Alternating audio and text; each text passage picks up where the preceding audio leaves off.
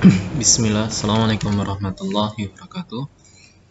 Kita lanjutkan lagi pembelajaran kita pada hari ini tentang SNI nomor 6989-57-2008 tentang metode pengambilan contoh air permukaan. Pada pertemuan yang lalu, kita telah sampai pada bagian nomor 6, yaitu tentang wadah contoh. Wadah contohnya, persyaratannya, dan yang selanjutnya pada hari ini kita akan lanjutkan pembahasan kita yang tertunda atau yang telah kita selesaikan yang pada bagian 6, dan nomor 7 untuk hari ini kita akan lanjutkan pembahasan tentang lokasi dan titik pengambilan contoh. Yang pertama, lokasi pengambilan contoh pada sungai. 7.11. Lokasi pemantauan kualitas air. Lokasi pemantauan kualitas air pada umumnya dilakukan pada, di sini ada 4. Yang pertama itu sumber air alamiah. Yang kedua, sumber air tercemar. Yang ketiga, sumber air yang dimanfaatkan. Dan yang terakhir, lokasi masuknya air ke waduk atau danau. Ya, nanti kita akan bahas contohnya atau gambarnya pada yang gambar 8 ini, contoh lokasi pengambilan airnya. Yang A dulu, sumber air alami. Maksudnya apa? Maksudnya pada lokasi yang belum atau sedikit terjadi pencemaran. Titik 1, lihat gambar 5. Titik 1 yang di sini. Di sini lokasi sumber air yang mana tidak ada pemukiman, tidak ada industri, tidak ada orang yang membuang limbah ke sana, sehingga sumber airnya masih alami. Makanya yang A ini sumber air alamiah. Yang kedua, sumber air tercemar. Maksudnya pada lokasi yang telah menerima limbah. Sehingga yang B ini adalah ada beberapa tempat, lokasi atau industri yang membuang limbah ke sana. Titik 4, lihat pada gambar 5. Titik 4 yang mana? Pada di sini. Nah, di sini ada limbah yang dibuang. Limbah yang dibuang itu apa? Dari perkantoran misalnya. Nah, sehingga ada beberapa kontaminan yang masuk ke badan sungai. Yang ketiga, sumber air yang dimanfaatkan, yaitu pada lokasi tempat penyadapan sumber air tersebut. Maksudnya apa? Ada beberapa sumber air yang digunakan walaupun di sana telah terjadi pencemaran, baik pencemarannya itu tinggi ataupun rendah. Nah, contohnya mana? Di sini titik 2 dan 3. Kalau kita lihat titik 2 di mana? Di sini air pada bagian sini, badan air pada sungai ini dimanfaatkan oleh perkantoran. Walaupun nantinya perkantoran sendiri mengeluarkan limbah ke badan air tersebut, sehingga badan air tersebut akan terkontaminasi. Lalu bagaimana si perkantoran ini bisa memanfaatkan air yang sudah terkontaminasi? Tentunya si perkantoran memiliki alat treatment, wastewater treatment ataupun treatment water yang untuk dimanfaatkan sehingga air outputnya dapat digunakan pada perkantoran. Begitu juga kita lihat pada titik nomor 3, di sini walaupun badan sungainya ini telah terkontaminasi, si industri masih juga bisa mampu untuk memanfaatkan air sungai yang telah terkontaminasi tersebut. Namun, si industri pasti juga sebelum memanfaatkan ada treatment khusus untuk membuat si air yang didapatkan dari sungai yang telah terkontaminasi ini menjadi layak pakai oleh industri. Yang ke D.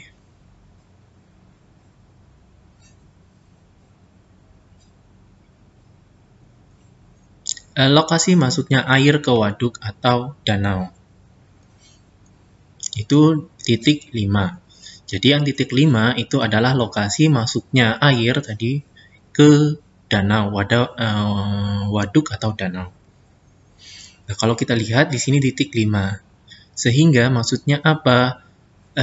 Kalau titik 1 itu adalah air bersih tadi, lalu dia mengalir, di dalam mengalirnya ini terjadi kontaminasi, baik kontaminannya itu berasal dari perkotaan atau perkantoran maupun dari industri, lalu akan terus mengalir ke danau.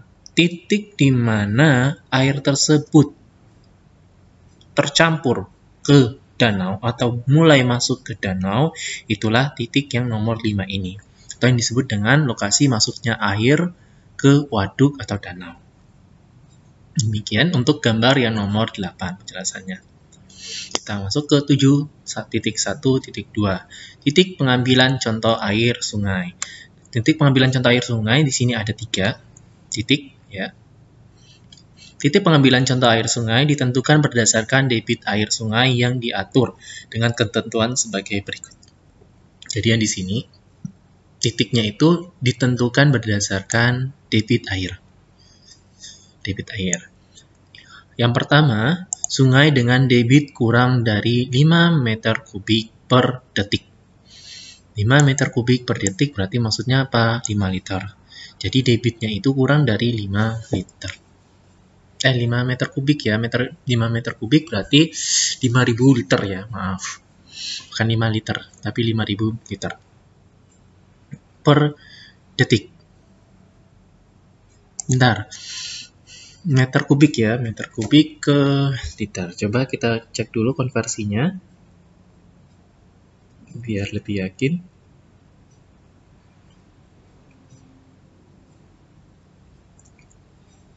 Kita cek tabel konversi, bentar. Di sini saya buka tabel konversi untuk volume.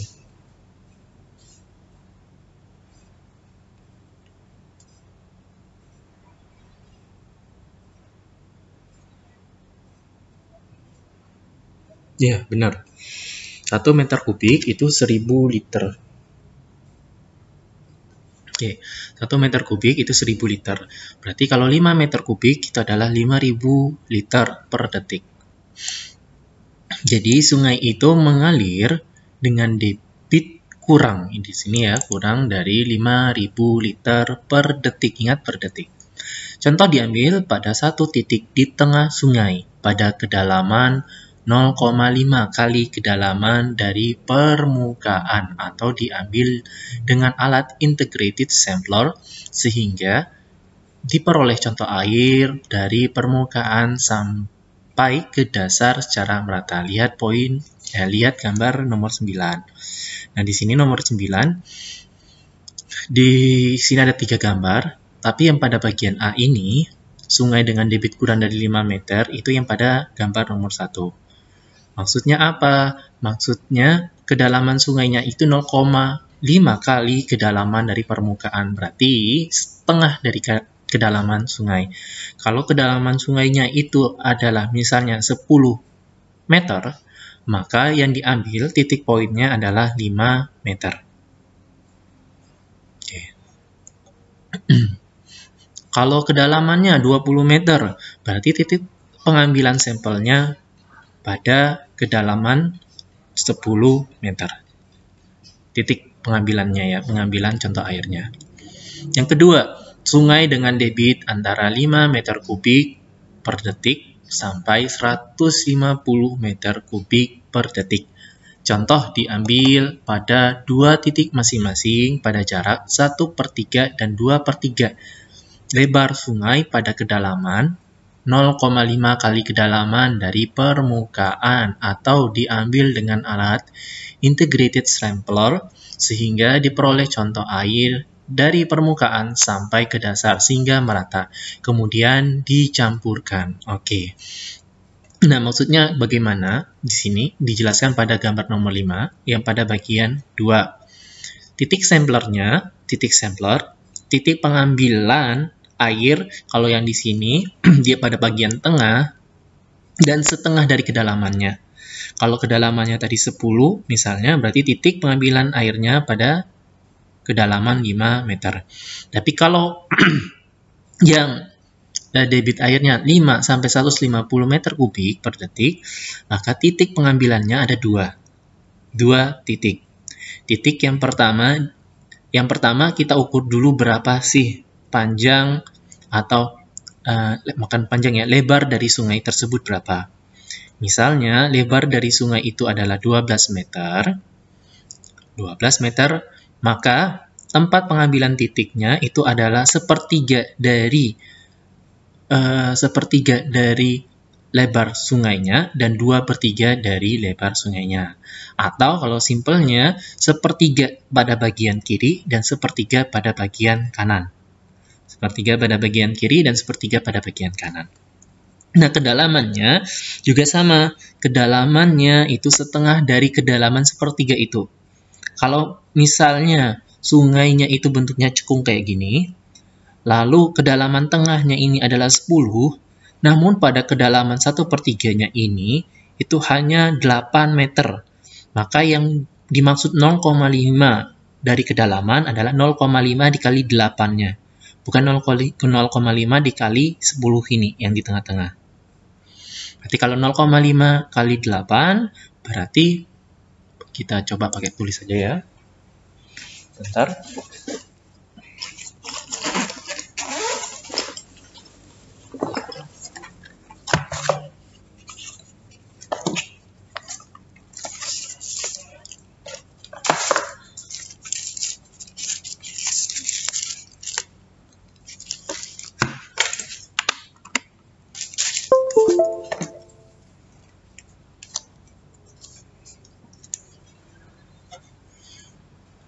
Oke, sudah. Nah, tadi kalau yang ini di tengah-tengah, misalnya kedalamannya itu adalah 10 meter, maka titik ini adalah 5 meter. Nah, kalau juga yang seperti ini, kalau kedalaman tengahnya ini adalah 10 meter, namun yang maksudnya 0,5 dari kedalaman, itu adalah 0,5 pada sepertiga ini. Sepertiga pada bagian kiri dan sepertiga pada bagian kanan.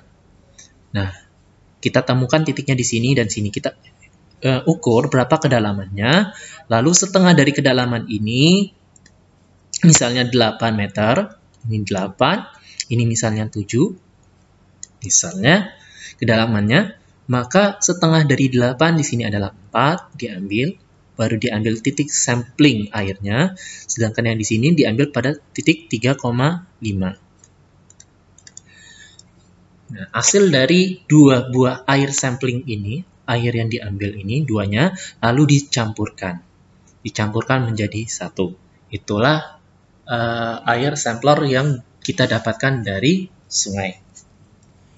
Semoga dapat dipahami. Kita lanjutkan pada bagian yang C. Kalau yang C, sungai dengan debit lebih dari 150 meter kubik per detik. Jadi kalau dia yang C ini, debitnya itu lebih dari 150 meter kubik atau 150 liter per detik. Jadi gede banget sungainya ya. Ini misalnya sungainya apa? Misalnya ini kalau adik-adik pernah ke Palembang, itu Sungai Musi. Itu lebih dari debitnya 150 meter 150 meter kubik per detik. Contoh diambil minimum pada 6 titik. Nah, kalau ini pada 6 titik. 6 titik masing-masing pada jarak 1/4, 1/2, dan 1/3 lebar sungai. Pada kedalaman 0,2 dan 0,8. Kedalamannya juga 2 kali. Tadi yang pada 5-10 itu kedalamannya cuma 1 kali atau setengahnya.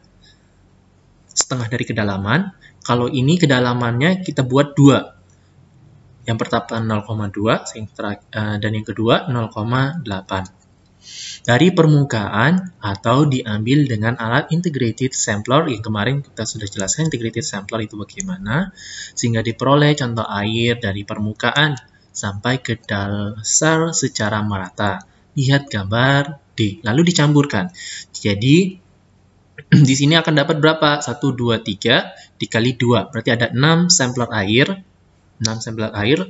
6 samplernya ini lalu dicampur menjadi satu. Baru dianalisis. Bagaimana gambarannya? Kalau misalnya di sini kita lihat. Nih ya gambarnya. Misalnya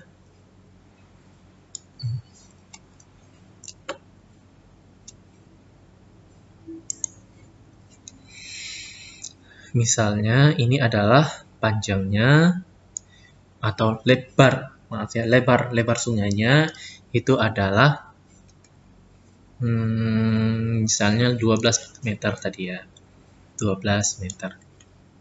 Maka titik pengambilan sampelnya ada di dua titik.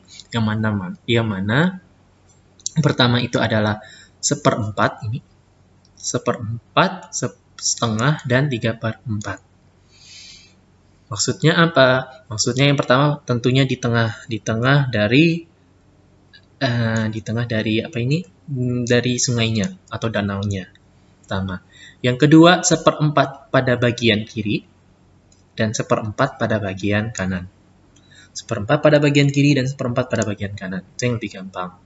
Tengah 1/4 pada bagian kiri, 1/4 pada bagian kanan. Lalu kedalaman titiknya ini ada dua titik. Yang pertama 0,2 dan yang kedua 0,2 dan 0,8. Pada yang ini ya. Misalnya pada titik tengahnya ini tadi dalamnya berapa? 10 misalnya. Yang ini pada 1/4 pada bagian kiri kedalamannya misalnya 4 meter. Pada bagian kanan kedalamannya misalnya 5 meter misalnya. Pasti beda ya antara kiri dan kanan karena ini kan alami. Biasanya kalau alami, danau yang alami atau sungai yang alami pasti terjadi perbedaan antara kedalaman pada bagian kiri dan kanannya. Nah, kalau dari 10 kedalaman yang pada tengah ini adalah 10 meter, maka titik pengambilan sampelnya adalah 0,2 dikali 10. Berarti di sini ada 2 meter. Dan yang kedua 0,8 kali 10, berarti ini 8 meter. Berarti pada 2 meter pada permukaan diambil, 8 meter pada permukaan diambil airnya. Begitu juga yang 4. Pada 1/4 pada bagian kiri. Ini ada 4, berarti titiknya adalah 0,2 dikali 4 adalah kedalamannya 0,8 meter. Yang titik kedua 0,8 dikali 4, berarti 3,2 meter kedalamannya. Demikian. Pada yang satunya lagi, yang 1/4 pada bagian kanan, karena ini kedalamannya adalah 5, maka titik pertama yang diambil itu adalah kedalaman 1 meter. Sedangkan pada titik yang kedua, 0,8 dikali 5 atau 4 meter. Lalu dari titik ini 0,2, 2, 1, 4, 8, 3,2. Setiap pengambilan sampelnya ini, berarti ada 6, itu dicampur menjadi 1. Misalnya tadi dapat 6 ya, 6 sampler air. Nah, lalu ini dijadikan 1, dicampurkan menjadi 1, sehingga dapatlah 1 contoh atau 1 sampler air sungai ini. 1 contoh sampler air sungai. Jadi jangan kalian anggap nanti, oh berarti yang ini dianalisis sendiri,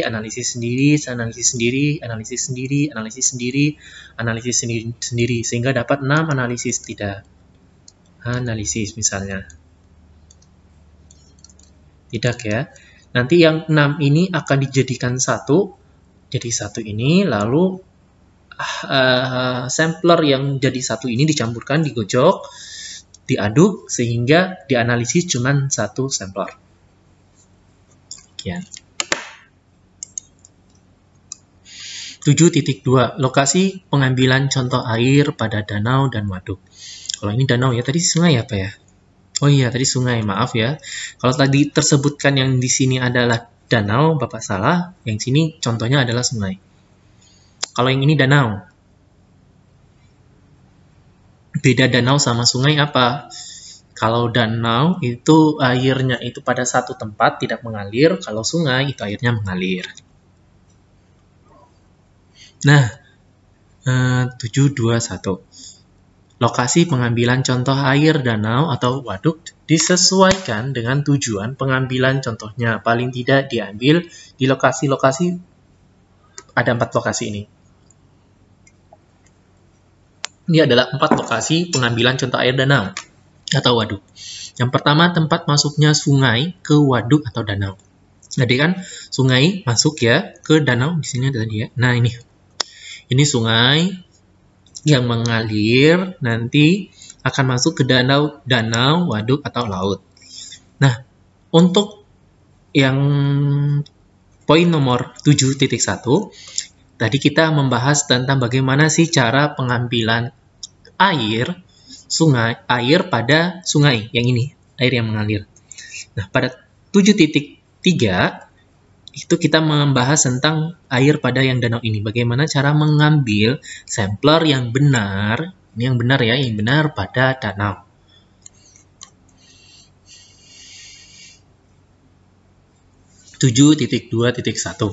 Lokasi pengambilan contoh air danau atau waduk disesuaikan dengan tujuan pengambilan contohnya. Tadi udah ya. Yang ada 4 sini lokasinya. Yang pertama, tempat masuknya air ke waduk atau danau. Sini ada gambarnya nggak? Ada. Maksudnya di sini apa? Di sini pada bagian yang ini, yang A, pada bagian ini, 5.5. Awal pertama kali si sungai akan masuk ke dalam danau. Yang pertama. Yang kedua, di tengah waduk atau danau. Gampang ya, di tengahnya berarti. Kalau di sini berarti ya di tengah-tengah sini maksudnya. Kalau ini danau ya. Yang ketiga, lokasi penyadapan air untuk pemanfaatan. Maksudnya yang C ini apa? Kalau C ini adalah misalnya ada air danau itu dimanfaatkan pada bagian sini misalnya, maka pada bagian sinilah lokasi tempat diambilnya sampel air. Kenapa tempat diambilnya sampel air itu di lokasi penyadapan air untuk dimanfaatkan? Karena disitulah nanti namanya kan air dimanfaatkan. Berarti kalau dari air dimanfaatkan, berarti kan kita harus tahu dulu komposisi atau senyawa yang tercemar di dalam air tempat dia nyadap itu berapa misalnya.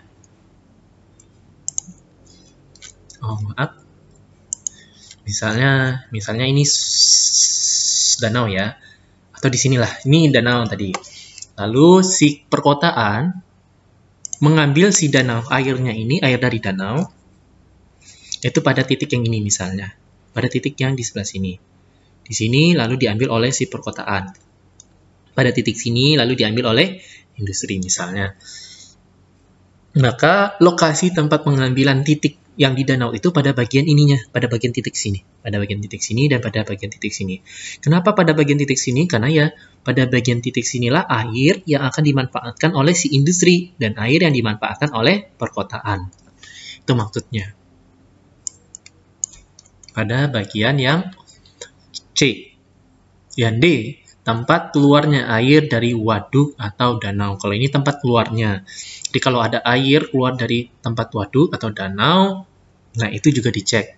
Berapa sih komposisi atau kandungan senyawa yang ada di air, kandungan organiknya atau anorganiknya yang ada di dalam air danau tersebut. Jadi ini tempatnya ya. Pertama tempat masuk, yang kedua tempat keluar, yang ketiga di tengah, yang keempat itu adalah tempat air danau dimanfaatkan. 7.22. Titik pengambilan contoh disesuaikan dengan kedalaman danau atau waduk sebagai berikut. Nah, kalau yang ini, yang 7.22, itu tempat titiknya atau tempat di mana air itu diambil. Atau titik pengambilan air, contoh airnya, sampelnya. Sini ada 4. Yang pertama ABC, A dulu, danau atau waduk yang kedalamannya kurang dari 10. Oke, kalau yang ini kurang dari 10 kedalamannya. Kalau yang B kedalamannya itu 10 sampai 30 meter. Kalau yang C kedalamannya 31 sampai 100 meter. Kalau yang terakhir itu adalah kedalamannya 10 meter. 100 meter maksudnya. Kedalamannya lebih dari 100 meter. Yang D. Oke. Kita bahas satu-satu. Kalau yang kedalamannya kurang dari 10 meter. Contoh airnya diambil dari 2 titik, yaitu permukaan. Jadi, titik permukaan airnya dan bagian dasar dari danau. Kemudian dicampurkan. Oke, gampang ya untuk yang A. Jadi kalau misalnya di sini adalah danaunya, sana danau, lalu sini ada air, danau, maka titik yang diambil adalah titik yang pertama, itu adalah permukaan, titik yang kedua adalah dasarnya, dasar dari danau. Dasar dari danau maksudnya ya jangan sampai kemasukan juga pasir atau tanah yang ada di dalam dasar si danaunya, sehingga tidak membawa padatan. Kalaupun terbawa padatan, pasir atau endapan, nanti diendapkan dulu pada saat pengujian. Nah, lalu dua titik ini dicampurkan menjadi satu.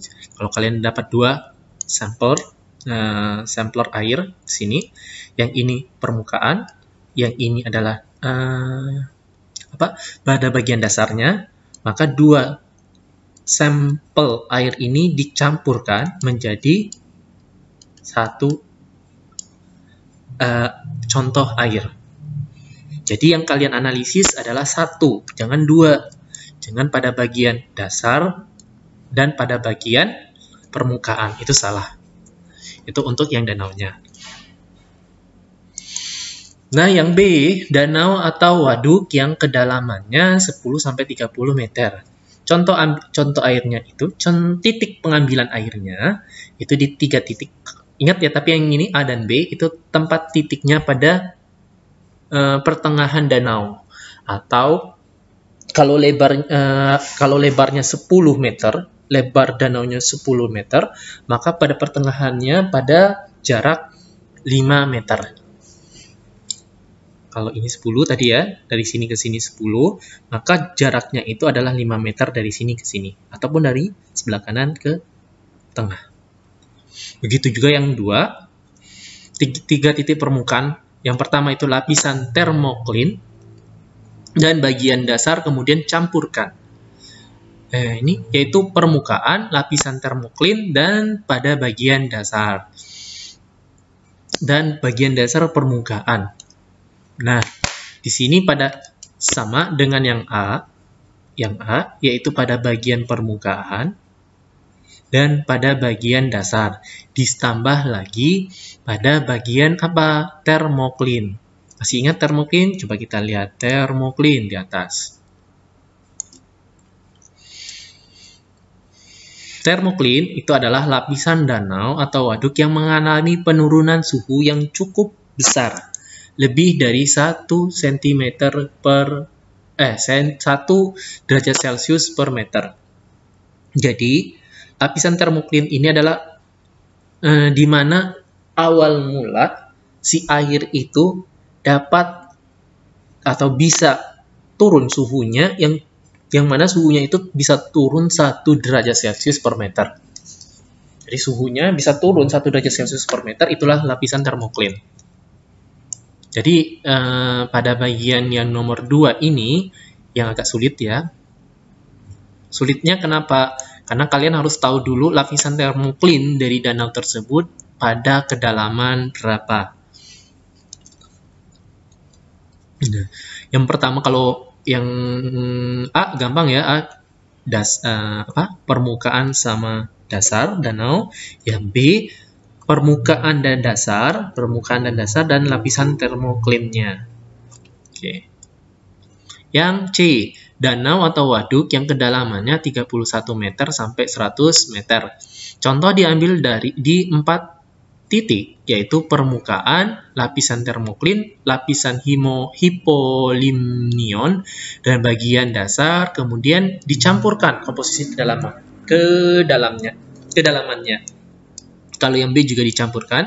Jadi kalau yang B tadi kalian misalnya dapatnya 3 sampel air, 1, 2, 3 pada lapisan atas, permukaan, lapisan bawah, lalu pada bagian termoklin, maka 3 sampel ini kalian campurkan semua dan akan menjadi satu lapisan, menjadi satu sampel air danau.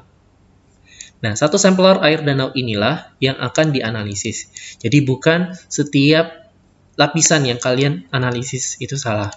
Tapi yang menjadi tolak ukur dari danau ini berapa konsentrasinya adalah pada lapisan ini. Bukan lapisannya, pada gabungan dari beberapa lapisan.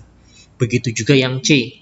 Yang C yang diambil adalah pada permukaan, lapisan termoklin, dan lapisan di atas lapisan hipolimnion. Lapisan hipolimnion itu lapisan apa? Lapisan dasar maksudnya. Nah, ini ya, ini dasar ya, hipolimnion. Dan bagian dasar kemudian campurkan. Kalau di sini di atas lapisan hipolimnion, maksudnya pada lapisan atasnya ya. Nah, lalu kalian campurkan. Kalau misalnya di sini ada 4 sampler, jadi kalian tambahkan lagi, misalnya di sini ada 4 airnya. Yang pertama dasar, yang kedua lapisan termoklin, yang ketiga lapisan hipolimnion, dan yang terakhir adalah bagian dasarnya sekali. Lalu dicampurkan menjadi satu, dapat menjadi satu buah sampler air. Nah, satu buah sampler air inilah yang dianalisis. Jadi bukan 4 sampler air ini yang kalian analisis. Dan yang terakhir, kalau yang kedalamannya lebih dari 100 meter, maka titik pengambilan contohnya ditambah sesuai keperluan, kemudian dicampur. Nah, maksudnya yang D-nya ini,